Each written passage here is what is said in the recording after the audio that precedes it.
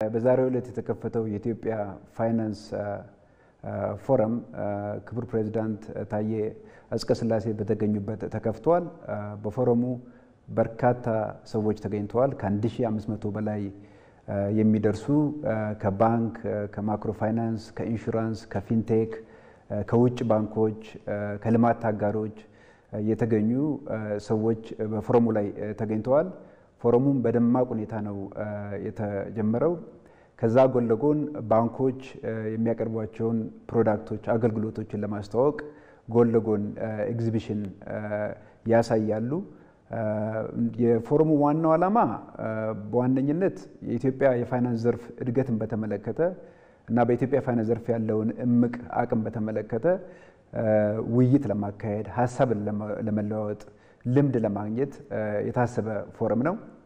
ከዚህ በተጨማሪ በዚህ ፎረም ውስጥ መንግስት አሁን በጥብቅ ተግባራዊ እያደረገ ያለውን የተሟላ የማክሮ ኢኮኖሚክ ሪፎርም አተገባበር እና ውጤት ለፎረሙ ተሳታፊዎች ለመግለጽ እና አካሄዳቸውን እና በኢትዮጵያ የፋይናንስ ዘርፍ ላይ ያላቸውን ተሳትፎ ከመንግስት ፖሊሲ ጋር እንዲያጣጥሙት ለማድረግ ለማገዝ የተደረገ ፎረም ነው።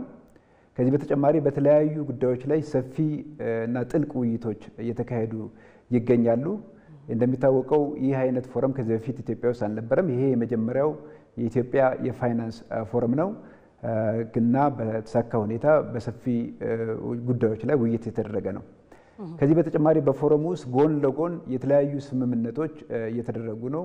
ባንኮች ከሌሎች አጋሮች ጋር የሚያደርጓቸው ስምምነቶች፣ እንዲሁም ባንኮች በባንኮች ላይ ፍላጎት ያላቸው የውጭ ኢንቨስተሮች የተሳተፉበት ጎን ለጎን ብዙ ውይይቶች እየተካሄዱ ነው።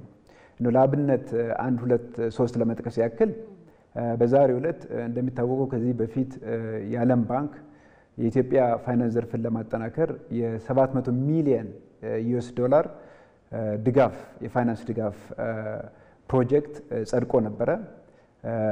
ዛሬ ይሄ ፕሮጀክት በይፋ ተግባራዊ ሆኗል። በዚህ ፕሮጀክት ተጠቃሚ የሚሆኑት የኢትዮጵያ ንግድ ባንክ፣ የኢትዮጵያ ልማት ባንክና እንዲሁም የቴክኒካል ድጋፍን በተመለከተ እንዲሁ የብሔራዊ ባንክም ድጋፍ ያገኛል። ይሄ የ700 ሚሊዮን ዩኤስ ዶላር ፕሮጀክት ዛሬ በይፋ ተግባራዊ ሆኗል። በይፋ ተግባራዊ በመሆኑም የተነሳ በዛሬው ዕለት የዓለም ባንክ ለኢትዮጵያ ፋይናንስ ዘርፍ ድጋፍ የ253 ሚሊዮን ዩኤስ ዶላር ለቋል። የ253 ሚሊዮን ዩኤስ ዶላር ለብሔራዊ ባንክ ሰጥቷል። የብሔራዊ ባንክ 253 ሚሊዮን ዩኤስ ዶላር በሚቀጥለው ሳምንት ለንግድ ባንክ ያስተላልፋል ማለት ነው። ስለዚህ ከዚህ በፊት የተደረገው የ700 ሚሊዮን ዩኤስ ዶላር ፕሮጀክት ዛሬ በተጨባጭ ተግባራዊ ሆኗል። እንደ ሁለት ተጨማሪ ነገሮችን ለማንሳት በዚህ ጉባኤ ጎን ለጎን የኢትዮጵያ ኢንቨስትመንት ሆልዲንግስ ከመንግስት የመንግስትን በጀት ፋይናንስ ለማድረግ የመንግስት የግምጃ ቤት ሰነድ ግዢ ያከናውኗል። ይህም ትልቅ እምርታ ነው። ለምንድን ነው ትልቅ እምርታ የምንለው?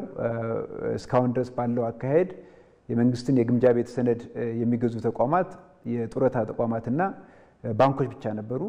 ለመጀመሪያ ጊዜ ከጡረታ ተቋማትና ከባንኮች ውጪ የመንግስት የግምጃ ቤት ሰነድ በመንግስት የልማት ድርጅት ግዢ ተከናውኗል። የኢትዮጵያ ኢንቨስትመንት ሆልዲንግ የ7 ቢሊዮን ብር የሚደርሱ የመንግስት ግምጃ ቤት ሰነድ ዛሬ ግዢ አከናውኗል። እንደሚታወቀው የኢትዮጵያ ብሔራዊ ባንክ የመንግስት የፊስካል ኤጀንት ስለሆነ የኢትዮጵያ የሚኒስትር ኦፍ ፋይናንስን ወክሎ የ7 ቢሊዮን የግምጃ ቤት ሰነድ ሽያጭ ለኢትዮጵያ ኢንቨስትመንት ሆልዲንግስ አከናውኗል። በወደፊትም ከመንግስት የልማት ድርጅቶች በተጨማሪ የኢትዮጵያ ባንኮች፣ የኢትዮጵያ ኢንሹራንስ ኩባንያዎች፣ ግለሰቦች በግምጃ ቤት ሰነድ ገበያ ላይ እንዲሳተፉ የሚያደርግ አሰራርና የቴክኖሎጂ ኢንፍራስትራክቸር እየፈጠረ ነው። ያንንም ዛሬ አስተዋውቀናል። ለሶስተኛ አብነት ለመጥቀስ እንደሚታወቀው በፋይናንስ ዘርፍ ውስጥ በስፋት ወደፊት መስራት ካለብን ጉዳዮች መካከል አንዱ በግብርና ዘርፍ ላይ ያለውን ፋይናንስ እንዲሰፋ እንዲጎለብት ማድረግ ነው። ይህም በተመለከተ ብሔራዊ ባንክ ያዘጋጀው ረቂቅ የግብርና ዘርፍ የፋይናንስ ስትራቴጂ ረቂቁ ዛሬ ይፋ ተደርጎ በዛ ላይም ሰፊ ውይይት ተደርጓል። ስለዚህ በጣም የሞቀ በጣም ብዙ ውይይት የተደረገ በጣም በርካታ ሰዎች ከ1500 በላይ የሚሆኑ ሰዎች ከሀገር ውስጥም ከውጭም የተሳተፉበት በደማቅ ሁኔታ የተጀመረ ጉባኤ ነው። ይሄ ፎረም ነገም ይቀጥላል። መልካም አቶ ማሞ እንዳሉት በጣም ሰፊ የሆኑ ጉዳዮች የተከወኑበት ፎረም ነው። በዓላማ ደረጃ የያዘውም ሰፊ እንደሆነ ለመረዳት ችለናል። እንደው አያይዘው የማክሮ ኢኮኖሚ የተሟላ የማክሮ ኢኮኖሚ ትግበራን ሀገሪቱ ከጀመረች እንግዲህ ጊዜያቶች ተቆጥረዋል። በዚህ ሂደት ውስጥ የፋይናንስ ዘርፉ ላይ ምን ተጨባጭ ለውጦች መጡ በዚህ ምክንያት የሚለውን አጠር አድርገው ያንሱልኝ። እንግዲህ ይሄ የተሟላ የማክሮ ኢኮኖሚክ ሪፎርም ትግበራ ጠንካራ በሁኔታ እየተካሄደ ነው እና ሰፊ ውጤቶችንም እያገኘንበት ነው። እንግዲህ ዋናው ዓላማው በኢትዮጵያ ውስጥ የኢኮኖሚ መረጋጋት ማምጣት ነው። ከዚህ በተጨማሪ በኢትዮጵያ ውስጥ አካታች የሆነ የተረጋጋ የግሉ ዘርፉን የሚያሳትፍ ዘላቂ የሆነ የኢኮኖሚ እድገት ማምጣት ነው። በዚህ ረገድ እስካሁን ያለው አፈጻጸም እጅግ አመርቂ ነው።